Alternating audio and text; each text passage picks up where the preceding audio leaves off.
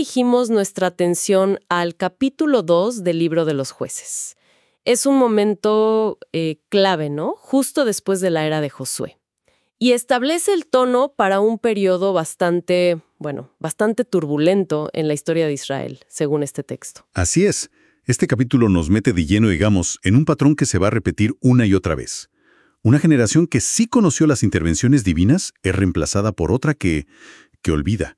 Y eso lleva a un ciclo de desobediencia, sufrimiento, después claman y bueno, hay una liberación temporal. Es un ciclo que marca toda esta época. Bien, empecemos por el principio del capítulo. Que arranca fuerte, ¿eh? Aparece un mensajero divino en un lugar llamado Boquim, y el mensaje es potente, un recordatorio del pacto, ese acuerdo fundamental entre Dios e Israel, ¿cierto? Exacto. O sea, directo al grano.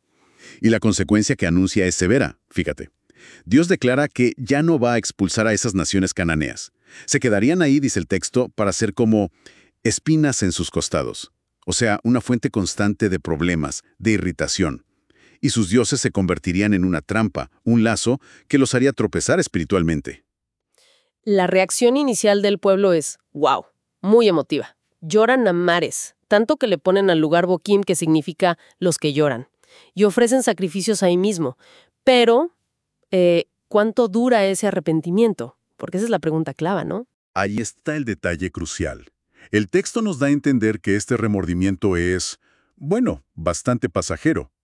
Muere Josué, muere toda esa generación que vio las obras de Dios, las grandes maravillas en el Éxodo, la conquista. Y surge una nueva generación que no conocía al Señor ni la obra que Él había hecho por Israel. Es impactante ese quiebre generacional tan rápido, como si la memoria colectiva se fracturara de golpe. Exactamente. Y esto subraya algo que plantea el texto, que es un poco incómodo, ¿no? Que la fe o la memoria de lo que pasó antes no se hereda así nomás, automáticamente. Requiere una transmisión activa, consciente. Algo que parece que falló aquí, pero de forma catastrófica. ¿Y esta nueva generación entonces qué hace? Pues abandona al Dios de sus padres y se vuelve hacia los Baales y Astarot, las deidades de los pueblos vecinos, los dioses locales. Y el texto es muy claro al conectar esa infidelidad con las desgracias que les caen encima, ¿verdad? Ciertísimo. Describe cómo se enciende la ira divina. Dice que son entregados a manos de invasores que los saquean, vendidos a sus enemigos. Ya no podían ni resistir, estaban sumidos en una gran angustia.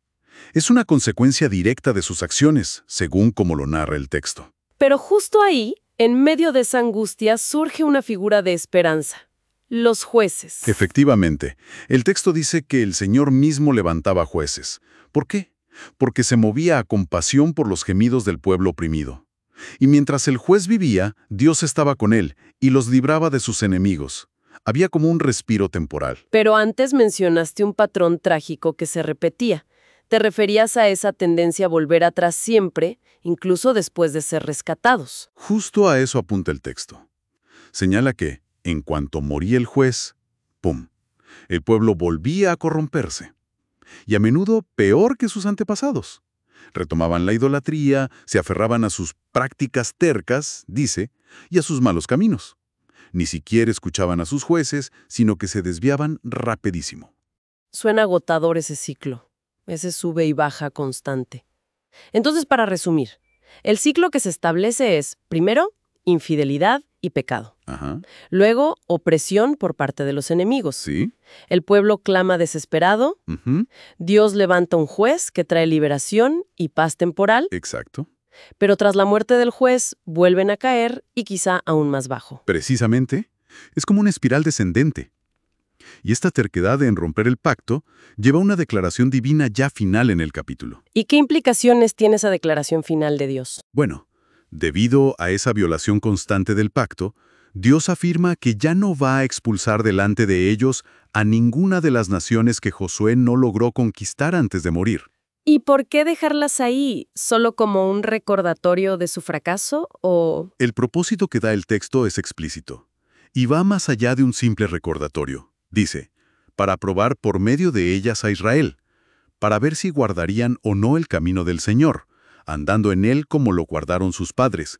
O sea, esas naciones se convierten en una prueba continua. Entendido. Su presencia constante serviría para poner a prueba su compromiso. Justamente. Así que el capítulo 2 de Jueces nos deja con este panorama, bastante sombrío, la verdad. Un ciclo ya arraigado de desobediencia y rescate divino. Y la presencia permanente de vecinos hostiles como una prueba constante para la lealtad de Israel a su pacto. Una era definida por la inestabilidad y sobre todo por el olvido. Y nos deja con una reflexión importante, ¿no? Pensando desde la perspectiva de este relato. ¿Hasta qué punto es vital la memoria activa? La memoria de los hechos fundacionales, de las intervenciones pasadas. ¿Qué tan vital es para que una comunidad mantenga su identidad, su rumbo? Aquí, en Jueces 2, el olvido parece ser la puerta de entrada directa a la desintegración y a ese ciclo de sufrimiento. Es algo para pensar.